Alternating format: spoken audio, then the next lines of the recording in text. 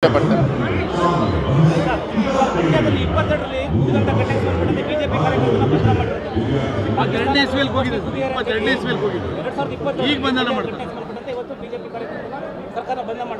ದೇಶ ವಿರೋಧಿಗಳಿಗೆ ಯಾರ ಅಕಸ್ಮಾತ್ ಪಾಕಿಸ್ತಾನಕ್ಕೆ ಜೈವಾಲ್ ಎಂದು ಘೋಷಣೆ ಹಾಕಿದರೆ ಅದರಲ್ಲಿ ಕಾಂಗ್ರೆಸ್, ಬಿಜೆಪಿ, ಜೆಡಿಎಸ್ ಪ್ರಶ್ನೆ ಇಲ್ಲ ಸರ್.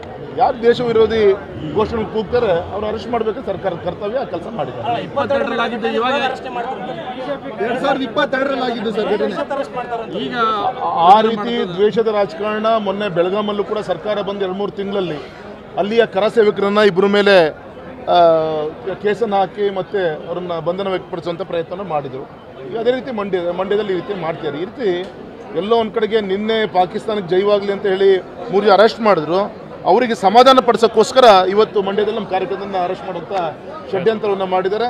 ಈ ರೀತಿಯಂಥ ತಪ್ಪುಗಳಿಗೆ ಇನ್ನು ಕೆಲವು 15 ತಿಂಗಳೊಳಗೆ ಜನರು ಸರಿಯಾದ ರೀತಿಯಂಥ ಉತ್ತರವನ್ನು ನಾಳೆ ಬರುವಂಥ ಲೋಕಸಭಾ ಚುನಾವಣೆಯಲ್ಲಿ ಕಾಂಗ್ರೆಸ್ಗೆ ಕೊಡ್ತಾರೆ. ಈಗಾಗಲೇ ದೇಶದಲ್ಲಿ ಅವ್ರ ಪರಿಸ್ಥಿತಿ ಏನಂತ ಎಲ್ಲರಿಗೂ ಗೊತ್ತಂತ ವಿಚಾರ. ಕರ್ನಾಟಕದಲ್ಲಿ ಏನೋ ಸ್ವಲ್ಪ ಉಸಿರಾಡ್ತಾ ಇದ್ರು. ಈ ರೀತಿಯ ತಪ್ಪುಗಳನ್ನು ಮಾಡ್ಕೊತಾ ಹೋದರೆ ನಾಳೆ 100ಕ್ಕೆ 100 ಲೋಕಸಭಾ ಚುನಾವಣೆಯಲ್ಲಿ ಜನ ಸರಿಯಾದ ರೀತಿಯಂಥ ಉತ್ತರವನ್ನು ಕೊಡ್ತಾರೆ. Thank you.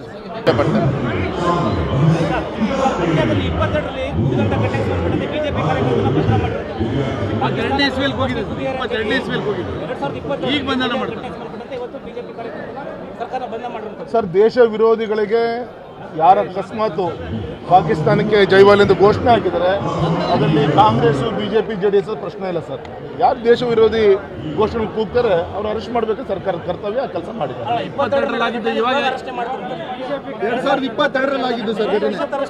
ಈಗ ಆ ರೀತಿ ದ್ವೇಷದ ರಾಜಕಾರಣ ಮೊನ್ನೆ ಬೆಳಗಾಮಲ್ಲೂ ಕೂಡ ಸರ್ಕಾರ ಬಂದು 2-3 ತಿಂಗಳಲ್ಲಿ ಅಲ್ಲಿಯ ಕರ ಸೇವಕರನ್ನ ಇಬ್ಬರ ಮೇಲೆ ಕೇಸನ್ನು ಹಾಕಿ ಮತ್ತೆ ಅವರನ್ನ ಬಂಧನ ವ್ಯಕ್ತಪಡಿಸುವಂಥ ಪ್ರಯತ್ನ ಮಾಡಿದರು. ಈಗ ಅದೇ ರೀತಿ ಮಂಡ್ಯದಲ್ಲಿ ಈ ರೀತಿ ಮಾಡ್ತಾರೆ. ಈ ರೀತಿ ಎಲ್ಲೋ ಒಂದು ಕಡೆಗೆ ನಿನ್ನೆ ಪಾಕಿಸ್ತಾನಕ್ಕೆ ಜೈವಾಗಲಿ ಅಂತ ಹೇಳಿ 3 ಜನ ಅರೆಸ್ಟ್ ಮಾಡಿದ್ರು. ಅವರಿಗೆ ಸಮಾಧಾನ ಪಡಿಸೋಕ್ಕೋಸ್ಕರ ಇವತ್ತು ಮಂಡ್ಯದಲ್ಲಿ ನಮ್ಮ ಕಾರ್ಯಕರ್ತರನ್ನ ಅರೆಸ್ಟ್ ಮಾಡುವಂಥ ಷಡ್ಯಂತ್ರವನ್ನು ಮಾಡಿದ್ದಾರೆ. ಈ ರೀತಿಯಂಥ ತಪ್ಪುಗಳಿಗೆ ಇನ್ನು ಕೆಲವು 15 ತಿಂಗಳೊಳಗೆ ಜನರು ಸರಿಯಾದ ರೀತಿಯಂಥ ಉತ್ತರವನ್ನು ನಾಳೆ ಬರುವಂಥ ಲೋಕಸಭಾ ಚುನಾವಣೆಯಲ್ಲಿ ಕಾಂಗ್ರೆಸ್ಗೆ ಕೊಡ್ತಾರೆ. ಈಗಾಗಲೇ ದೇಶದಲ್ಲಿ ಅವ್ರ ಪರಿಸ್ಥಿತಿ ಏನಂತ ಎಲ್ಲರಿಗೂ ಗೊತ್ತಂತ ವಿಚಾರ. ಕರ್ನಾಟಕದಲ್ಲಿ ಏನೋ ಸ್ವಲ್ಪ ಉಸಿರಾಡ್ತಾ ಇದ್ರು.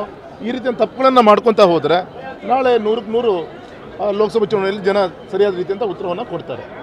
Thank you.